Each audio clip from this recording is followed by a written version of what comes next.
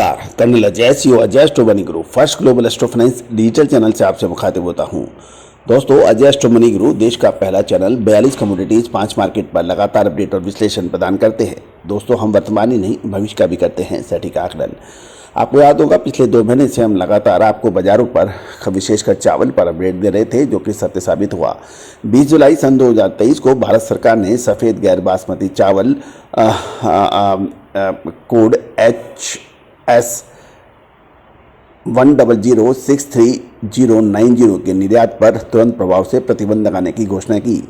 इसका पूर्व अनुमान हमने आपको सबसे पहले दिया था और ये पिछले सितंबर में गैर बासमती सफ़ेद चावल पर 20% निर्यात शुल्क के लगाने के बाद किया गया है। दोस्तों, बासमती और उबले चावल का निर्यात इससे प्रभावित नहीं होगा। ये देखते हुए कि भारत चावल का सबसे बड़ा निर्यातक है, इस उपाय का ग्लोबल राइस मार्केट पर महत्वपूर्ण प्रभाव पड़ने की उम्मीद है। पिछले 2 मार्केटिंग ईयर साल 2021-22 और साल 2022-23 में भारत के ने औसतन 21.8 मिलियन मैट्रिक टन या ग्लोबल चावल निर्यात का लगभग 40% चावल निर्यात किया था। दोस्तों, भारत के चावल निर्यात का जो इम्पोर्टेंट वजह है कि इस निर्यात पर प्रतिबंध लगने से भारत द्वारा निर्यात किए जाने वाले 5.8 मिलियन मैट्रिक टन या 27% चावल पर असर पड़ेगा, जिससे अधिकांश अफ्रीकी देशों को निर्यात किया जाता है। इस उपाय से सबसे सीधे प्रभावित होने वाले देश मेडागास्कर, बेनिन और नेपाल हैं, क्योंकि भारत का सफ़ेद गैर बासमती चावल इनके निर्यात का बड़ा हिस्सा है। इस बिंदु पर यदि कहना ये मुश्किल सुरक्षित रहेगा कि किसी अन्य देश शायद चीन को छोड़कर आगे नहीं बढ़ सकता और बाजार को बैलेंस करने के लिए उतनी मात्रा आपूर्ति नहीं कर सकता। ग्लोबल चावल मार्केट की बढ़ती कीमतों के कारण निर्यात पर प्रतिबंध लगाया गया है।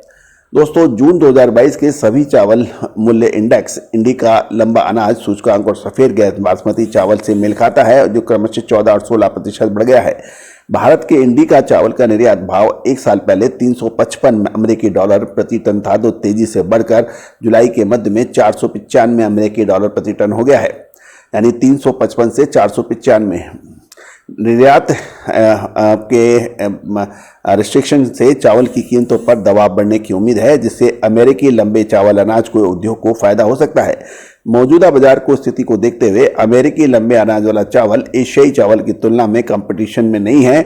निर्यात प्रतिबंध के मूल्य को अंतर कम करने और अमेरिकी चावल के लिए अवसर बढ़ाने में ये मददगार साबित हो सकता है।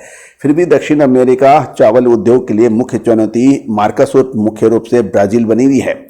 अंत में ये भी एक ध्यान देने वाली बात है, निर्यात प्रतिबंध से खाद्य सुरक्षा पर गंभीर प्रभाव पड़ सकता है, मुख्य रूप से आबादी के अनुसार पर जो कैलोरी के किफ़ायती स्रोत के रूप में चावल पर ही निर्भर है।